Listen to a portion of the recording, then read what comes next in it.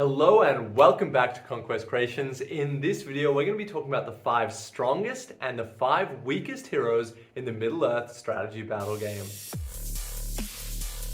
Now, I'm going to start this video by saying that everything in the game is good. I talked with my mate Sean from the Last Alliance of Noobs and Men about this, and honestly, it took us a while to come up with 5 heroes that were actually weak. It's a really great testament to how well balanced the game is. And with weak things, sometimes they're the most fun to play. That's because people never expect them to do well, so when you do well with them, it's so exciting. And there's some things that people write off as weak, but then end up being really powerful once you learn how to use them. So think of the weakest as a challenge on learning to use these models to full effectiveness. Winning a tournament with a weak army is way more satisfying than with a strong army. That being said, let's start with number 5 in the strongest list. First up, we've got Beorn / Grimbeorn. They're pretty similar, but we'll take Beorn. He's the same thing.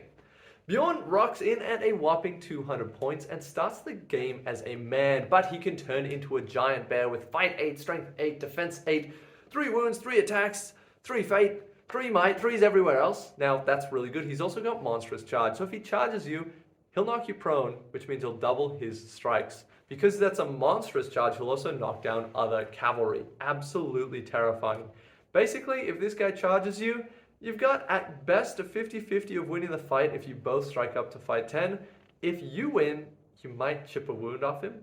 If he wins, he's going to kill just about everything. Now, he's not too easy to play. There's still a lot of things that you need to do to get the most out of him, especially playing him with his son Grimbeorn, using all those monstrous power attacks. You can do a heroic combat into a hurl for some extra tactical usability. And if you take him in the Beorning's Legendary Legion, he also gets a 5-up save. That means every time he takes a wound, roll a dice on a 5, it's ignored. Because he's got 3 wounds and 3 fate, that actually comes up a lot. It's going to take a lot of damage to put him down, and adding those 5s in makes him even more durable. Alright, number 5 on the weakest list. Now, first up, we've got one that I reckon might be a controversial inclusion here. I've gone with the Uruk-hai Shaman. Now, this is actually one that I see played relatively often, so why is it on this list? Now, the reason for that is Isengard already has so many good courage buffs. To start out with, they don't have to take courage tests for being broken until 66% of their army is dead, which usually is very close to the end of the game if you're the one losing. So that doesn't, it means that you don't have to take courage tests for breaking that often, so you don't need the shaman for that. Well, that's okay because lots of army have terror and shamans allow you to auto-charge terrifying stuff, which is true, but you've got courage 7 berserkers in your army anyway.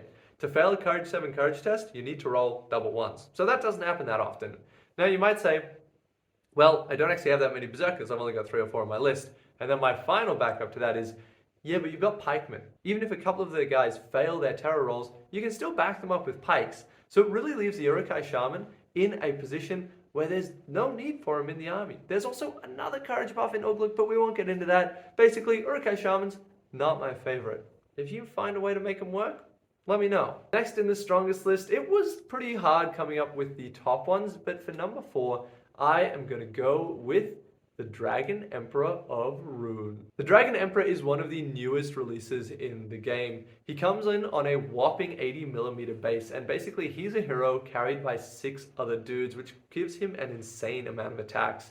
He's also a 12-inch banner effect, which is insane, and he can give +1 fight value to nearby Easterlings if he's in the Legendary Legion, which is pretty insane. So basically, he takes your Easterling army up to fight 5 as a 12-inch banner, can have 9 attacks because he's got the 3 from himself, 6 from the guys carrying him, and if you cast Blade Wrath on him, it increases all 9 of those attacks, not just his.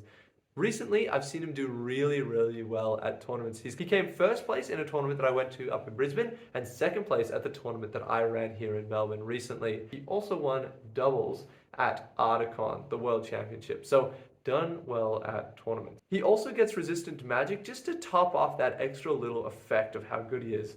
Now, he is still very killable, and as you wound the Palanquin and you kill those 6 guys carrying him, they lose attacks, which is super cool. So I actually like him. It's a super cool model, but he's proved to be very effective. All right, what's the next weakest? Well, I've got a very niche one that you might not have heard of, but it's Fernie. Bill Fernie is one of the 3 Forge World Ruffian heroes. This guy comes in at 40 points with a fight value of 3, strength of 3, 1 attack. He does have a might, will, and fate, which is nice. And for 40 points, his special rule is in scenarios where you roll to come onto the board, so Maelstrom and Reconnoiter, he can pick an enemy warband that gets -1 to the roll. Alright, 4 out of the 18 scenarios, that's helpful. And even in those 4, they might just roll well enough that it doesn't matter anyway. So, yeah. Good luck with Bill Fernie. I really want to see that the Ruffians work. So if you've played them and you've done well with them, please let me know. I just can't imagine this guy ever doing much. But hey, those are the most exciting guys to use. Alright, next on the strongest list, for number 3, we have the King's Champion from the Khazad-dûm army list. For 125 points, this guy comes with actually 3 models. He is 3 attacks, fight 6, strength 5, so he's a monster. He's got 2 wounds, and he's got the ability to heroic strike. So he's got everything that you want. If he was by himself, you'd probably happily pay 70, 80, maybe 90 points for him. He's pretty good. But he comes with 2 heralds. Now these guys each have a banner and 2 fate points, which is awesome. You're getting 2 banners for this. You want to take banners in your army anyway. This gets you 2, which is great. And it's really cheap. The coolest thing that this guy can do is if he's in base contact with one of these heralds, they get +1 defense. If he's in base contact with 2 of these heralds, they get +2 defense. So they go to defense 9, which is pretty insane. And it doesn't stop there. If they're all in base contact, the heralds can spend their fate points on the champion. That means he's defense 9 with 5 fate points. So he's basically unkillable. It's absolutely awesome. This guy puts out a lot of damage, and oftentimes you'll just split him away from the banners so your whole army can get the banner support, but it's still great when you use it. Alright, next on the weakest list, we've got fan favorite Barliman Butterbur. This guy came out with the Quest of the Ring Bearer, and here's the Innkeeper from Bree. He has a very unimpressive stat line. He's got some might, 1 attack, fight 3, he hits people with a club. He's the barkeep. He's at 40 points, and his special rule is that if he's in base contact with a friendly model, he can spend a will point, and on a 5, they regain a wound. He's only got 3 will points, and you need a 5. It's not phenomenal. You're really not doing a lot, and you're only getting value out of him if you've taken wounds on your heroes, which isn't ideal to begin with. It does go to a 4-up if it's a member of the Fellowship, and most of the time you would ally him with the Fellowship anyway. But for his cost, I can't imagine him ever being worth it. He is a super cool character though, so I really want to do an army that's Strider, the 4 Hobbits, and Barliman Butterbur, so it's exactly like the scene from Bree. It can come in at, I think you can squeeze it into 300 points. If you can't, I'll be sad, but I'm pretty sure you can. Strider's 160, he's 40. You might not be able to. Damn, okay. 350 points, you can squeeze him in that army. It'd be super cool. Alright, for number 2 on the best heroes list, I've gone with Boromir. Now this one was suggested by Jeremy in a video that I did 2 years ago. Jeremy from the Green Dragon. Specifically Boromir, Captain of the White Tower, but Boromir from the Fellowship's good. He's got 6 might points, which is the highest in the game, straight up. He's got a good defense of 7 with 3 wounds, 3 fate, so he's pretty tough to kill. Now, you can take him at 160 points, where, you know, that's just what he does. He's just good at everything with 6 might points. You can put him on a horse with a lance, so he's super good at just crashing into enemies. Or you can give him the banner of Minas Tirith. This is a 6-inch banner. That's incredible. But also, it gives all Gondor warriors in the banner range +1 fight value. That is absolutely incredible. It makes him a super strong support character while still being a big hitter. Super well-rounded. He's a classic model. You see him played all the time, and that's because he's so cool. So, Boromir, you've done well. Alright, next on the weakest model list, we have the Siege Captain upgrade. Now this isn't a single model, but all siege weapons have the ability to upgrade themselves to have a captain. So basically your Gondor Trebuchet could pay 50 points to get a Gondor captain attached to it. Now that means that you have 2 points of might to spend on the Trebuchet, and that sounds pretty good.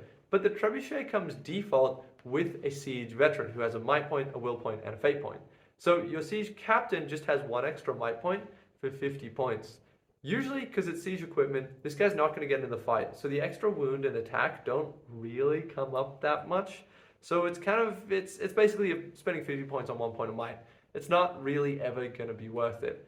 There is some niche cases where you need a hero of fortitude, so if you're allying in a siege weapon, you might want to take him, but then you may as well just take a regular captain who's separate to the siege crew, because then you get 2 extra might and a dude who can leave it. Just, I don't recommend them. That's what I'm saying. They're not very good. If you find a use for them, let me know, but I haven't found them yet.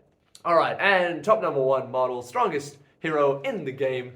For me, that's going to go to Gulavhar. Now, Gulavhar is on the top because of his track record. He comes in at 200 points. He's a hero of valor from Angmar.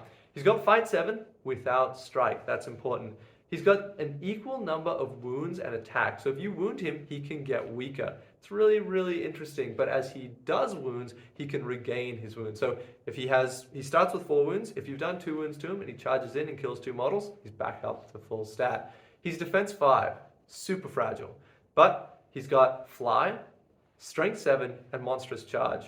So if he's at full wounds with 4, he'll charge in, so he gets 5. And then if he wins a fight, he'll knock you over, so he goes up to 10 strikes at strength 7. It'll instant kill most heroes in the game. I would say almost all heroes in the game. He's super good, but he's not easy to use. You see him in a lot of tournament winning lists, but you really need to use him in conjunction with a lot of magic and other things to get full value out of him. Because if he just charges into Boromir without support, well, Boromir is going to call a heroic strike and win the fight. So I really, really like him for that reason. He's more of a scalpel. You really need to know what he's doing. And you play with Gulavhar, not going to get much value. A super experienced player with Gulavhar, going to absolutely take top tournaments. Gulavhar has won several of the system opens that get you a ticket into Archon, as well as winning the Archon system open a little while ago, a couple of years ago. That brings us to my choice for the weakest model in the game. Now, please, please, please, I want this to motivate people to use this model because I want to see it do something. But it's the High Elf Stormcaller. All right, what does the Stormcaller do? Well, the Stormcaller has 2 magical powers. It has Strengthen Will on a 4-up. Basically, if you cast Strength and Will on a friendly hero, they regain a will point. But you've got to spend will to be able to give another guy a will. So it's like, the Stormcaller starts with 3 will. If you want to give Elrond a will point, great. But you've got a 50-50 chance of just losing a will point or gaining a will point. So it's like 50-50, you have the same will in your army as you used to, or you have 1 less. Not great.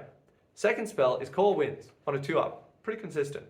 And that pushes an enemy model back D6 inches. But if it hits any other models, it just stops straight away. It doesn't do any damage. So if they're in the front row and there's guys behind them, this literally does nothing. And even if there's all this space behind them, you'll do your Call Winds, you'll push them back, but you might get like a 2. And then they just walk forwards. For 60 points, I don't know what you're doing with this guy to get 60 points worth of value, but someone please take him. Please tell me that this is actually secretly good and I'm missing it because I want to see this on the table. All right, this has been Conquest Creations. Thank you for watching. If you want to support the channel, check out the Kingdom of Saxonia. All these STL files are available to download straight away from the Conquest Creation website. And thank you for watching.